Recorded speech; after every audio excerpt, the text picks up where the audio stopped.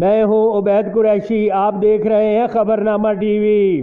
P T I کے senior convener پیر سید حسنین حیدر کاظمی نے کہا کہ چیئرمین قائمہ کمیٹی برائے داخلہ ایم این اے راجہ خرم شہزاد نواز نے حلقہ این اے 52 کی یونین کونسلوں روات، ہمک اور ملحقہ علاقوں میں ترقیاتی کاموں، فلائی اوور، سیوریج، گلیاں پختہ کرنے، سوئی گیس کی فراہمی کے لیے کروڑوں روپے کے فنڈ دیے۔ اکثر منصوبے مکمل ہوئے، جس پر ہم اہلیان علاقہ راجہ خرم نواز کا دلی شکریہ ادا کرتے ہیں۔ گزشتہ روز پیر سید حسنین حیدر کاظمی نے سواں لنک روڈ اور سیور نظام کی تعمیر نو کا افتتاح کیا۔ پیر سید حسنین حیدر کاظمی نے کہا کہ رورل ایریا روات سہالہ کے عوام عرصہ سے احساس محرومی کا شکار تھے۔ ماضی کی حکومتوں نے ان کے مسائل حل کرنے پر توجہ نہیں دی۔ ہمارے اور عوام کے ہر دل عزیز رہنما